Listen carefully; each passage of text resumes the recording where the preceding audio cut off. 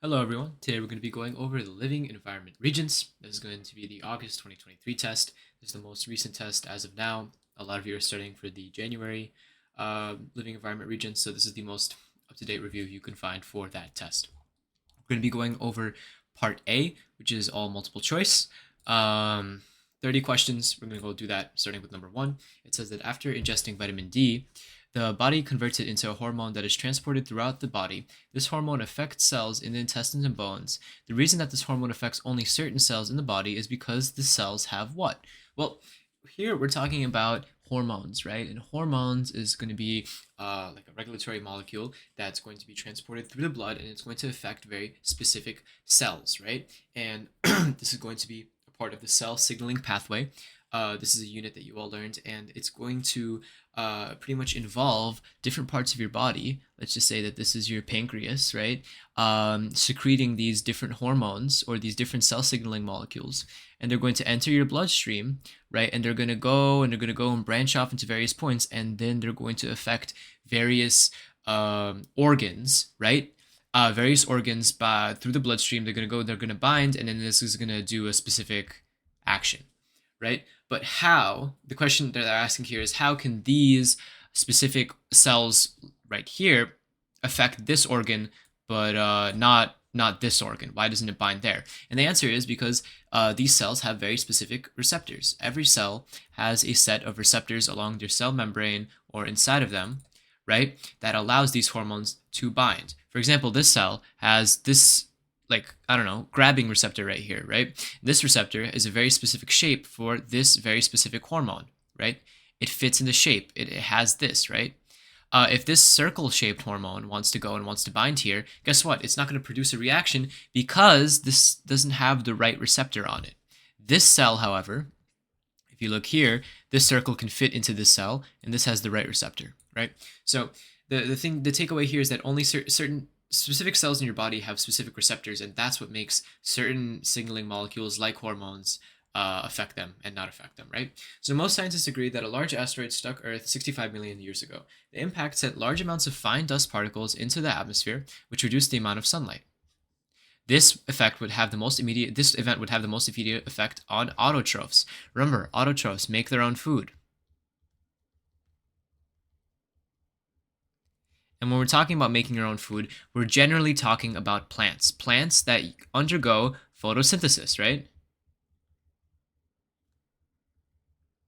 So those are autotrophs. They make their own food. What we mean by they make their own food is autotrophs are these organisms that are able to pretty much synthesize sugars from what's around them. They don't eat anything, they don't consume anything, they don't predate. They just simply sit there.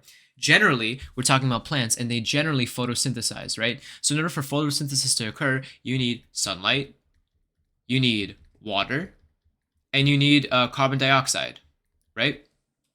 Yeah, and then once the plants, they take all of these ingredients, right? They combine it together and they produce their own energy, right? And because they're producing their own energy rather than eating something else, right? They are called autotrophs because they automatically make their own energy, right? So if fine dust particles go into the atmosphere and the amount of sunlight reaching the planet is reduced, what does that mean? There's less sun now, right? This crucial ingredient right here, all of a sudden, we don't have it anymore, right? This is no longer here. If we don't have sunlight, that means that plants cannot undergo photosynthesis, which means that autotrophs are negatively impacted.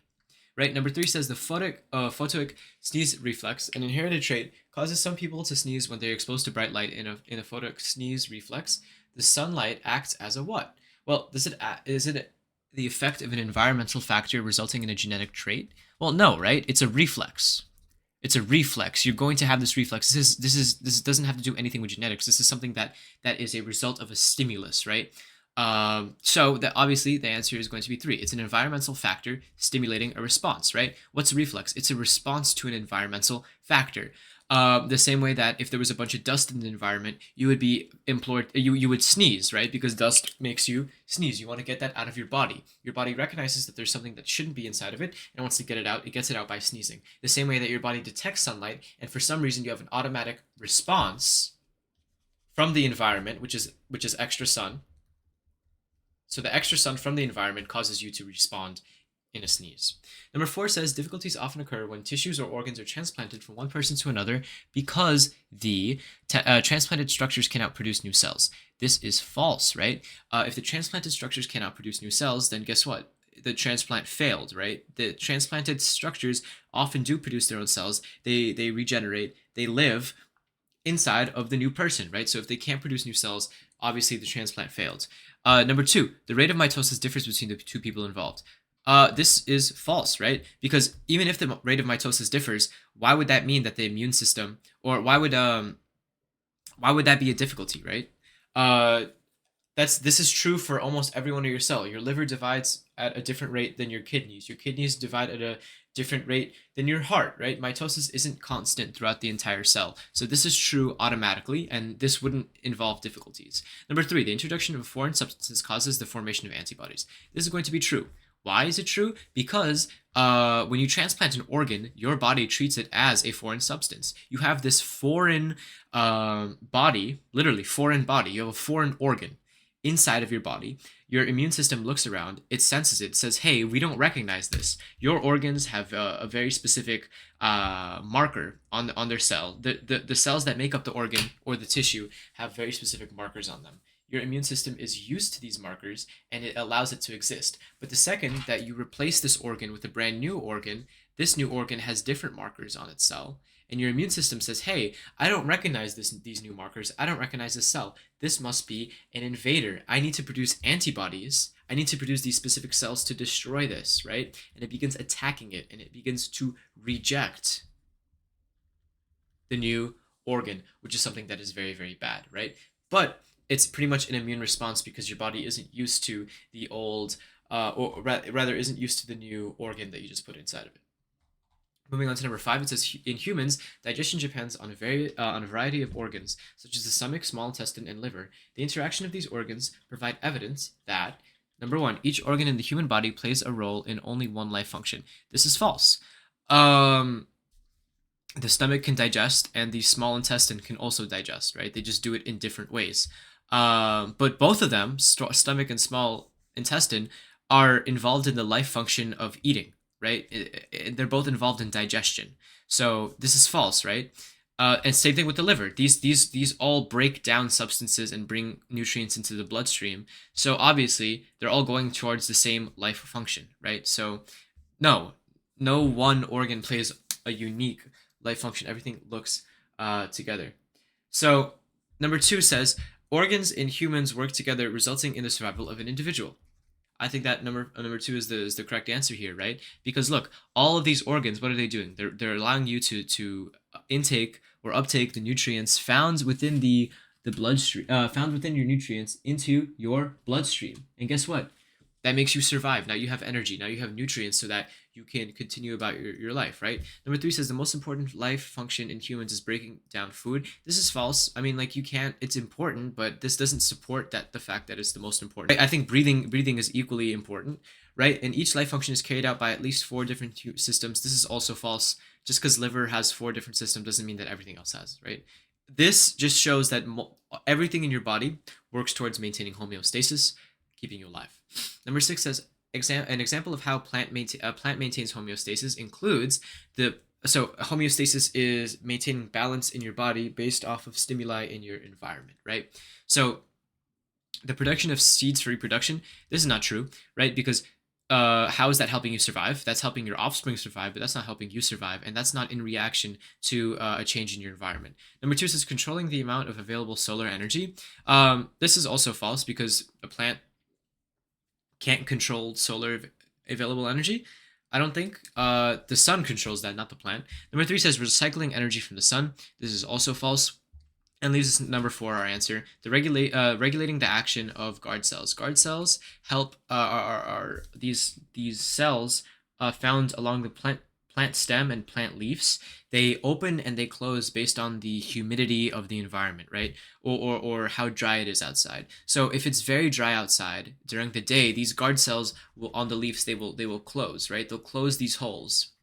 And what that means is that the water inside of the cell cannot leave. It cannot leave the cell.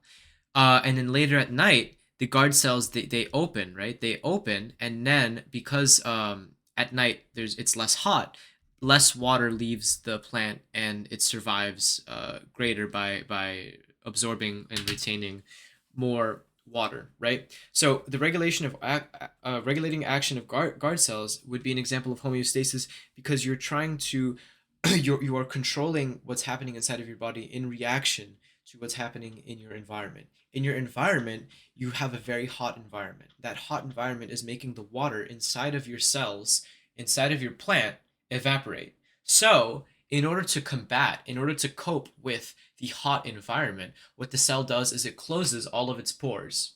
And when the pores in the cell close, the water inside of the cell gets to stay in, right? And you get to survive. So that's how you're maintaining homeostasis.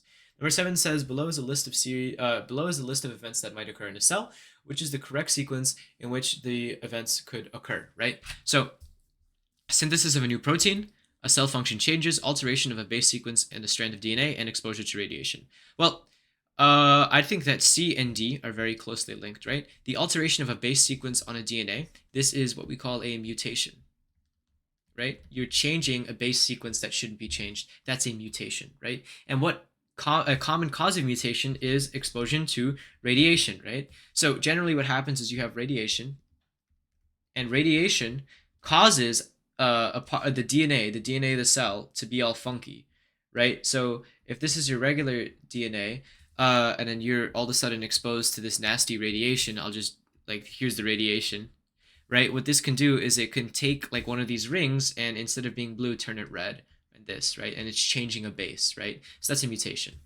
But the important thing is that radiation often causes mutations, and that in order for this mutation to occur, you need radiation first. So D has to be our first choice. So we can eliminate choices 2 and 3. Here they both have D in the beginning. So when you're exposed to radiation, the next thing that often happens is the DNA is altered, right? So it has to go D, then it has to go C. The only choice that goes D and then C is choice number 4, but let's continue looking at this. Then occurs A, the synthesis of a new protein. This makes sense, right? If you change your DNA, this means that it codes for different amino acids. Remember that DNA codes for mRNA and mRNA codes for protein. So pretty much DNA gives you the blueprints to synthesize proteins. If I change this DNA, if I change this DNA heavily and I make new DNA or different DNA, I will then produce different proteins because the meaning of this DNA is different. If I take a sentence and I change the verb, the meaning is going to be different. So if I take a DNA and I change the bases, which give it its meaning, I'm going to have a different sentence produced or a different protein produced. And when I have different proteins, I'm going to have different cell functions because proteins control cell functions. Right, so moving on to number 8, it says that the structure most directly involved in the synthesis of cellular proteins are the what? Well, we were just talking about this, right? DNA goes and is the blueprint which helps you make mRNA and which helps make proteins, right? We know that the DNA is kept in the nucleus. It's kept in the nucleus of the cell. DNA is replicated within the nucleus, and proteins are made in the ribosome.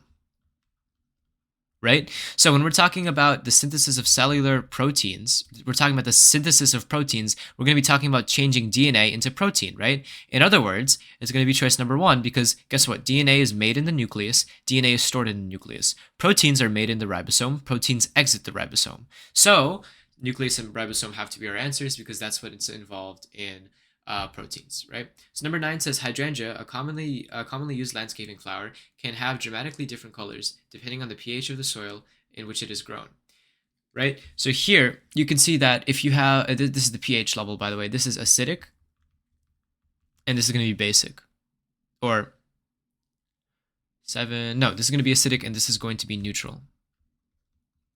Sorry about that.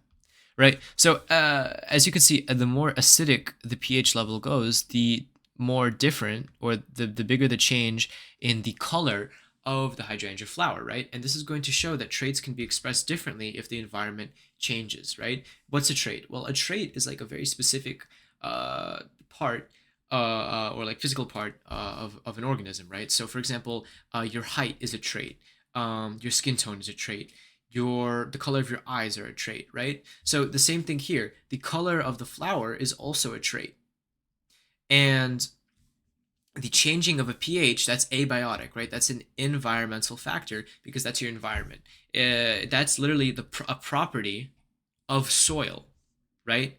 That's the environment. The plant grows on soil, right? The plant grows on soil. So if this pH level of the soil changes, you have an environmental change.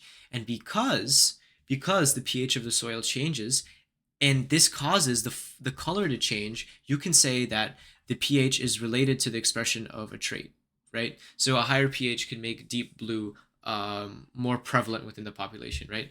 Color flow is controlled by genetic information. This is false, right? Because here, this singular hydrangea will have the same DNA. It'll have the same DNA, but different parts of this DNA will be expressed because of the pH. Let's just say the more acidic pH, if I just draw my DNA here, more acidic pH will block out the expression of this and this portion of the DNA, right? Traits can be expressed differently if the environment changes, right? Let's just say that the color pink is located on these two parts of the DNA, and all of a sudden the increased pH level knocks both of those rungs of the DNA out. Guess what? You're left with this rung, which may control the color for blue, right? And now this part of the DNA is the only one that's left, and it is making the flower all blue, right? Abiotic factors do not have an effect on flower production. This is false. They literally do. Abiotic factor, pH level, color of the flower. Boom. And number 4 is just false because this has nothing to do with the growth of the flower. Number 10 says potato plants reproduce both sexually and asexually. Depending on the desired outcome, potato growers use both types of reproduction. A grower would most likely want potatoes to produce asexually when what? Well, sexually and asexually, right? Asexual reproduction is, I'll write that down here. Asexual reproduction, identical copies. Right? It produces identical copies. The parent is equal to the offspring. Right? With sexual reproduction, right there here, sexual reproduction, you have variation. And you know that the two parents, do not have the same DNA as the offspring.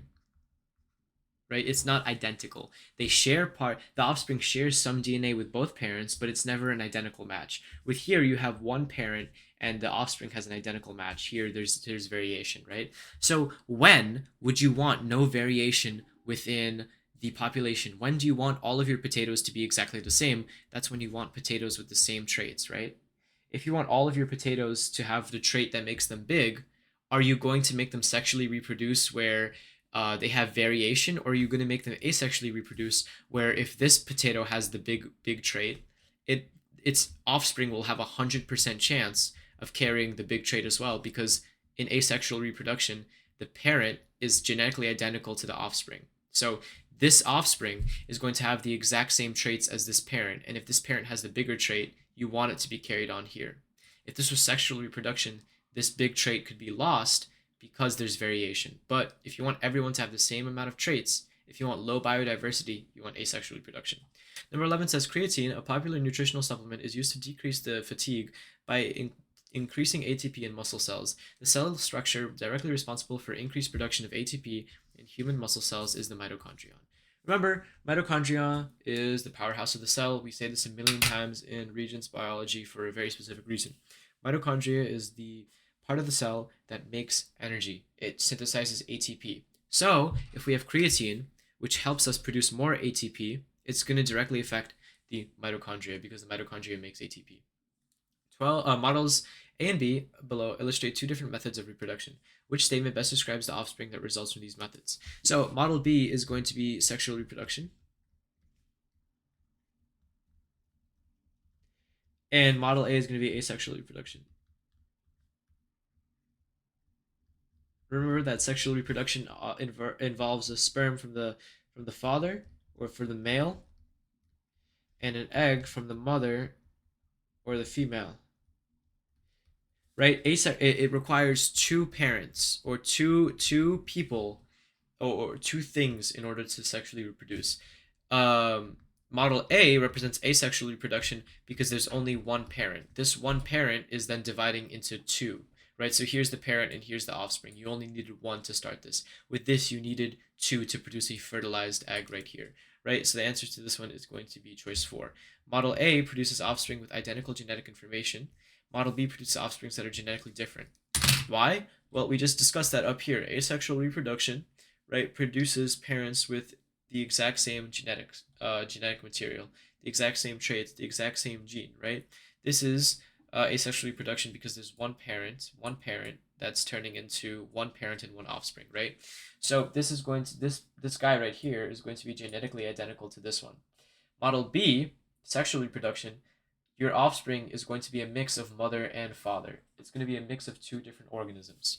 Um, so it's not going to be genetically identical because it's a mix of two. Moving on to number 13, it says, as a population of organisms within a forest ecosystem increases, the size of the population is eventually limited by what? The overproduction of their food supply would help them. If you have more and more food and more and food, more food, more food, more food, that means that you have more energy to support a larger ecosystem. Number 2 says the size of the similar populations in a nearby ecosystem. This has nothing to do with this, right? Because what affects an ecosystem? The things inside of it. If I have an ecosystem on this side of the planet, right, ecosystem A, and then here I have a small island, which is ecosystem B. Who cares what happens at A? B is independent of that, right? 3 says a finite supply of water and nutrients. This is going to be our answer. This is a limiting factor. Think about it. If I have, like, I don't know, 5 cows, and all of a sudden I introduce 3 wolves into the environment, guess what's going to happen? These 3 wolves are going to eat these 5 cows. And let's just say in the same environment, I have, like, I don't know, 1 liter of water. These 3 wolves are then going to compete over this cow and this 1 liter of water. And guess what? In the next week, these wolves will have run out of cows to eat. They will have run out of water to eat. And guess what? They have no more supply. They will have no more nutrients and they're going to die out, right? Because the environment had a finite supply of water and nutrients. Supply, space, the supply of nutrients and the space in the environment are often two factors that reduce the size of the ecosystem. Number 14 says that solar and wind panels, are options used available to people interested in producing electricity while reducing their reliance on fossil fuels. A benefit of using these alternative energy sources is that you get to preserve natural resources for future generations. Remember that solar and wind are something that we call renewable resources, right? Wind power, the wind is renewable. You're never going to run out of wind. You're never going to run out of the sun unless the sun explodes in 4.5 billion years from now, right? So what that means is if you use more solar and wind, you save fossil fuels, which is or you save oil, you save trees,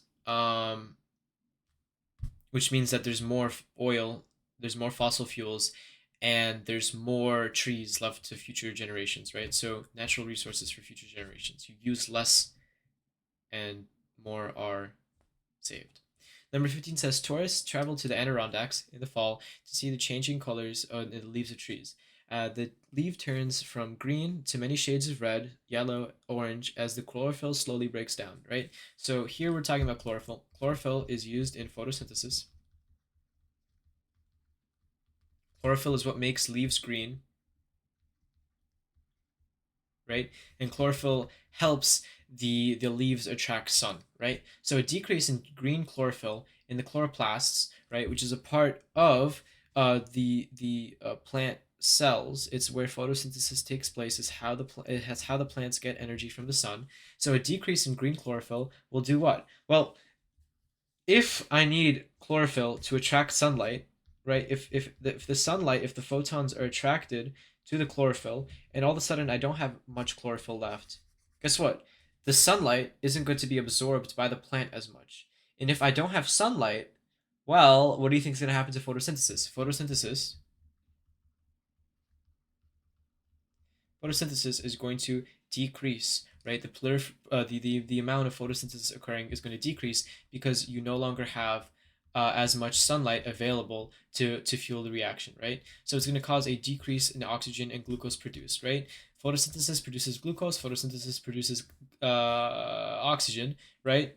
And sunlight is an ingredient. So if you take out the main ingredient, you're going to get less of what it produces. Moving on to number 16 says, which statement most accurately describes the expected effect of the carrying capacity of a population if a change in a factor occurs, right? So the answer to here is going to be number 4, right? I'll go through all of these. But the number of snowshoe hares would increase if the population of Canadian lynx, a predator, also increased. This would be false, right? If you have more predators, then the population of the prey is going to go down. If you have more Canadian lynxes, guess what? That's more chances for the snowshoe hares to get eaten, which means that the population of snowshoe hares should go down. Number 2 says the population of green algae would increase if chemical weed killers were used in the lawn to enter the lake. This is false, right? Weed killers kill plants. Algae are plants. So if you have more weed killers in the water that plants grow on, guess what? The weed killer in the water is going to kill the plants in the water. So this would be bad. The population would go down. 3 says the grass population would decrease if foxes ate many rabbits. Guess what? Rabbits, they eat grass. So if foxes ate many rabbits, there would be less rabbits eating grass. Oh wow, snow on my roof just fell down. Anyways, if you have more foxes eating rabbits, you have less rabbits, and if you have less rabbits, there's less things eating grass. So the population would actually increase. Number 4 says the population of kaibab deer in Arizona would decrease if they overgraze the plants. This makes sense, right? If you have a lot of deer, I'll just go ahead and draw that like this. That does not look like a deer. Whatever. If you have a bunch of deer and they're all eating the same food, right? Eventually, they're going to run out of grass to eat, right? And when they run out of grass to eat, they're going to start starving and they're going to die, and the population is going to decrease. Number 17 says, Powassan, a rare tick-borne virus that is found in areas near the Great Lakes and Northeast United States. The tick is not affected by the virus, but humans bitten by the tick carrying the virus will develop serious illness.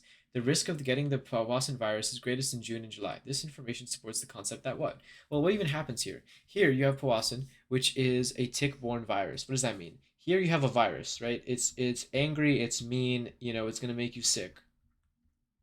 And this virus is tick-borne, which means that if here you have a tick, looks something like this, this virus is going to be carried by the tick. This tick is going to contain the virus inside of it, right? So when this tick goes and it bites you, it bites the human, the tick in its mouth or in its system is going to have this virus, and it's going to carry the virus over to you, and it's going to make you sick. This tick has the virus, it carries the virus, but it's not affected by it. It doesn't get sick. The only person that gets sick is the person bitten by the tick because it carries on. Right? So that means that relationships between organisms may be neutral, negative, neutral, or positive, right? In this case, the relationship between the virus and the human is negative because it results in the human getting really sick. But the relationship between the virus and the tick is neutral because the virus doesn't hurt the tick at all. Or it could be positive because, once again, the virus isn't hurting the tick. The virus is getting a free ride by living in the tick.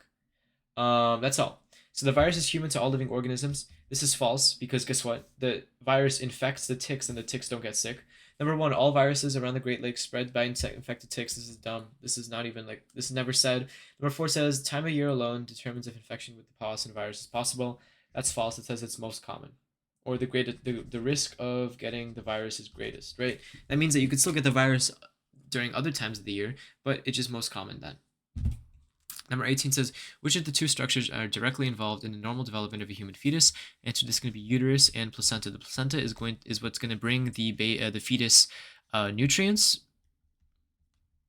and the uterus is where the fetus is going to develop. So site of development. Boom, right? Oviducts and ovaries, this is false. Testes and ovaries, these produce the gametes which are required in fertilization. Placenta and stomach, this is wrong. Placenta gives blood supply, but the stomach is not involved in gestation at all. Number 19 says, which statement correctly describes an organism's genetic information? DNA molecules contain 4 subunits known as genes. This is false. DNA molecules contain genes. This has nothing to do with 4 subunits. Number 2 says chromosomes are largely made out of protein. This is also false. Chromosomes are largely made out of DNA. Genes are long sequences of chromosomes. This is false. Chromosomes are long sequences of DNA which contain genes on them. And that leaves us number 4 as our correct answer. DNA contains a combination of 4 base subunits, right? What are they? They are adenine, guanine, thymine, and cytosine. These are the 4 bases that come together and make the ladders in the DNA ring, right? So that they make these ladders. Moving on to 20, it says forest ecosystems help regulate climate, prevent soil erosion, and play a role in the cycling of water. Since the 18th century, humans have cleared nearly half of Earth's forests. Which statement best describes the effects of this deforestation? Number 2, it disrupts many natural processes that humans depend on. Think about it. If they regulate climate, if they prevent soil erosion, if they cycle water, and all of a sudden we cut down half of them, what's going to happen? It's going to disrupt natural processes. The climate is a natural process. Soil erosion is a natural process. Cycling of water is a natural process. If these people, if these trees, if these forests regulate this and all of a sudden we cut all of them down, we're disrupting the natural process, right? So number 21 says instructions for making important proteins in blood clotting processes in the blood clotting process may be missing in some individuals. Scientists can now isolate these instructions and insert them into a yeast cell that will produce the protein. Altering yeast cells in this way is known as what? Well, think about it. The instructions for making an important protein. What are we talking about? Remember back in that old question, we were talking about DNA and proteins? Well, yeah, DNA is the instructions for proteins, right? This is the blueprint to make proteins. So when we're talking about the instructions for making proteins, we're talking about the DNA that codes for blood clots, for blood clotting, right? So this DNA will code for a protein that helps, I don't know, like clot blood, stop bleeding, right? And now all of a sudden this DNA is missing in some individuals. But what scientists can do is they can take the DNA and they could insert the DNA into a yeast cell. And this would be genetic engineering because you're changing the genetic information of an organism. This yeast cell has this DNA, and all of a sudden these scientists are adding this DNA into it because this has the blueprint to make blood clotting, and you're adding it here. So you're altering the genetic information, or you're genetically engineering it. Number 22 says snake venom is modified saliva containing enzymes and other proteins that break down tissue surrounding the bite and destroy blood cells. If bitten, the damage caused by this type of venom would most likely be slowed by what? Well, I would say that it's 1, applying ice to the area where the patient get bitten, right? So it contains enzymes and other proteins that break down tissue surrounding the bite and they destroy blood cells, right? So here, I'll go ahead, I'll draw a diagram over here. This is going to be your cell, right? This is going to be your skin. I know your skin is not a block. Bear with me. Here you have the evil snake that just bit you, right? And it's winding away. And here are your 2 bite marks, right? It bit you with its fangs. When it bit you, right, it released venom into your blood system, right? Into your skin, right? Down here, you're going to have a lot of blood vessels. You're gonna have a lot of blood vessels and you know, veins and running and stuff running back and forth. And this venom, depending on how deep it bit you, is going to seep into your skin.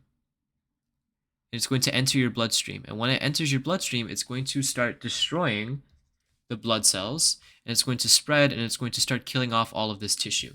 And once it enters your bloodstream, guess what? Once the toxin enters your bloodstream, it can go just from your arm. It can go just from your arm, and it can go to the rest of your body because this blood is going to go and it's going to circulate. And oh no, it ended up in your head, right? And guess what? There's going to be venom inside of this thing, right? So applying ice to an area, what is that going to do? Well, if you apply ice to an area, here I'm going to draw my ice cube. That's going to do something. It's going to constrict the blood flow, right? So your blood vessels can constrict, right? They can go like this, and they can go like this, right? They can expand and they can shrink, right? When they shrink, there's less blood flowing through them, and when they expand, there's more blood flowing through them. If you apply ice to the area, these blood vessels, these veins, these whatever, are going to shrink. They're going to become a lot thinner. And guess what? If they become a lot thinner, less blood is passing through it, right? Which means that there's less of a chance that the venom could be picked up into the bloodstream because it's smaller, right?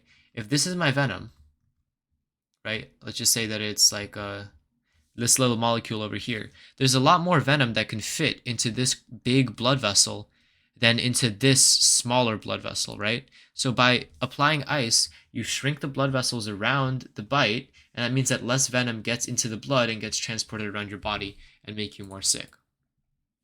Okay, so let's go and let's move on to number 23. Almost done, guys. Number 23 says, which two processes are directly required to make a human zygote?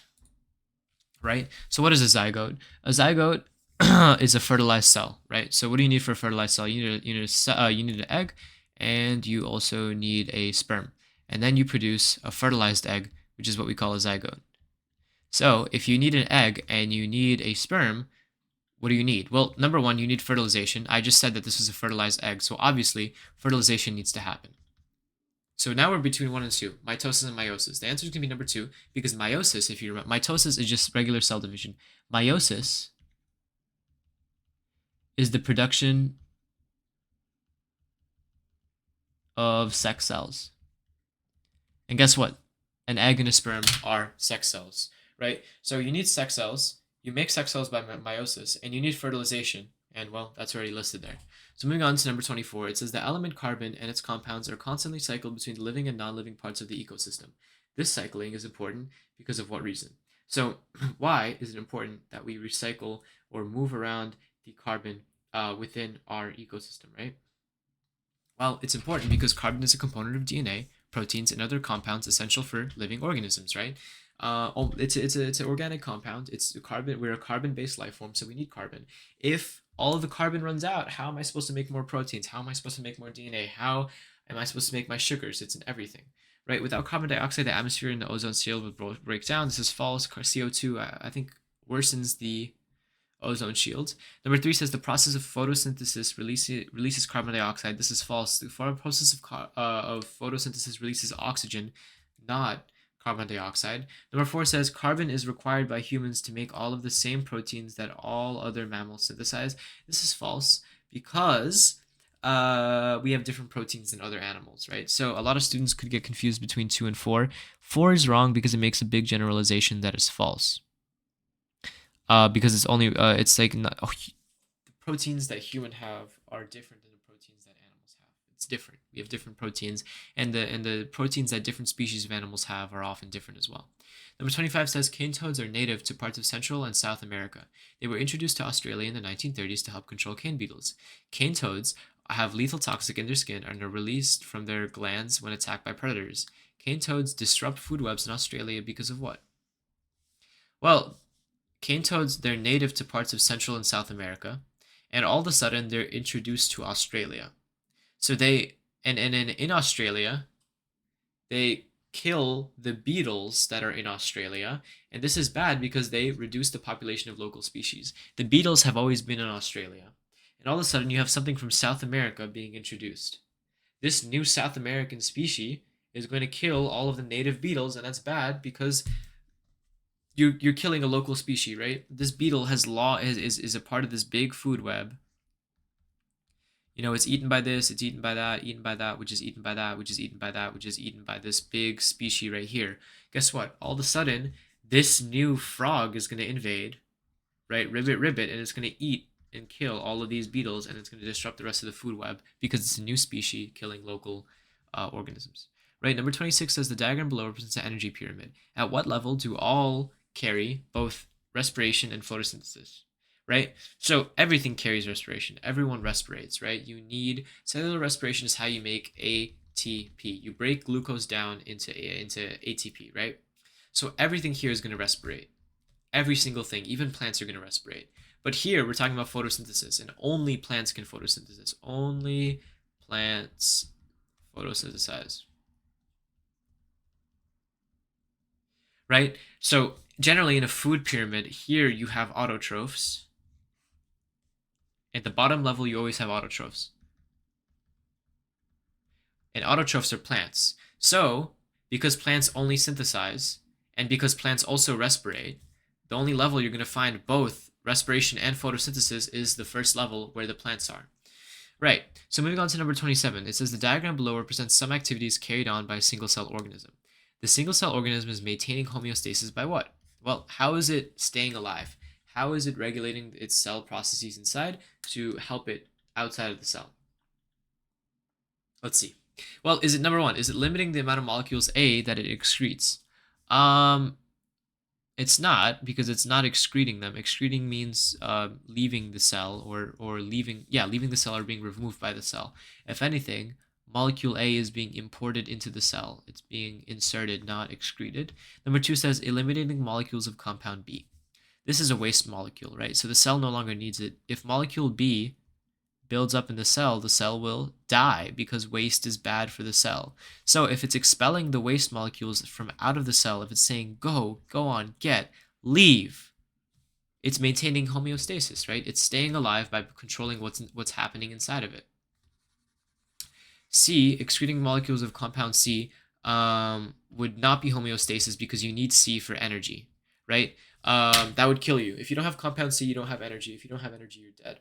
Number 4 says using sunlight to increase the number of food molecules that it takes in. There's nowhere in this diagram does it include sunlight, so that would clearly be false. That's all. Number 28 says the diagram below shows the female reproductive system, which row in the chart correctly describes the normal function of the two labeled structures. Number 1 is wrong, right? Eggs are produced in A, but the fetus develops in C, which is the uterus. The fetus is here. Number 2 says meiosis occurs in A. Okay, eggs are produced in A, and development occurs in D. This is not where development occurs. Development occurs in this chamber, this uterus, right here. Number 3 says fertilization occurs in B. This is correct. This is where the sperm will crawl, will swim up here, and it will meet the egg, which descends, or which is descending here, and then this is where fertilization occurs, somewhere in the fallopian tube, right? And the placenta forms in C.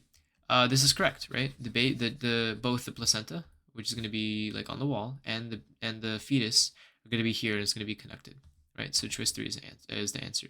This is wrong because fertilization does not occur in D, and the fetus does develop in C, but fertilization does not occur here. Occurs here.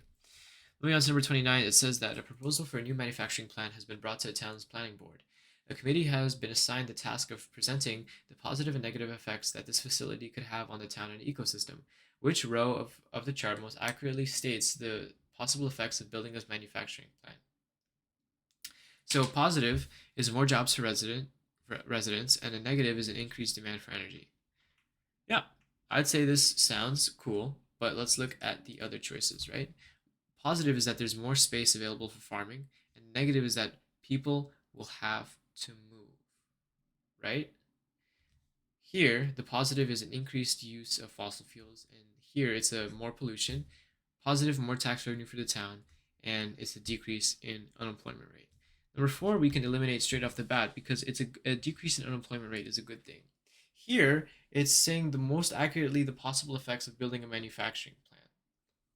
Most possible effects is that it's going to bring in more jobs for residents, but it's going to increase the demand for energy, which may cause a greater increase in like bad fuels like fossil fuels.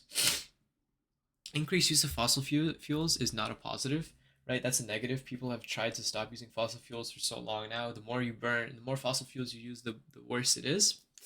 And more space for farming, and people have to move. I don't think this is necessarily related. Your manufacturing plant does not need to specifically be a farm. It could be something else, right? So number 1 makes more sense.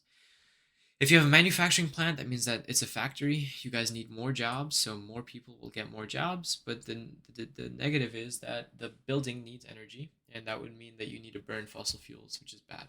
Number 30 says a sea cucumber, a relative of sea stars and sea urchins, was mostly ignored by humans. Even though no scientific evidence exists, people believe that eating sea cucumbers has medical benefits. As a result, sea cucumbers were once plentiful and are now found in small numbers, right? So you had a bunch of sea cucumbers before this. Then people realized that if you ate them, they may make you feel better, and all of a sudden you have like 2 sea cucumbers left. Which describes the situation. The direct harvesting of organisms by humans can have irreversible effect, right? Effects. They were harvested because they were thought to have medicinal benefits, and all of a sudden you went from this giant population of sea cucumbers to just 2 of them, right? And they can't ever go back there because people keep poaching them, and because there's not enough to bring their population back, right? So that's choice number 3. And that's all of section A went over. If you have any questions, leave them below in the comments. If you want me to continue the series, please let me know. For all of you studying for the Regents, good luck out there. Have a nice night.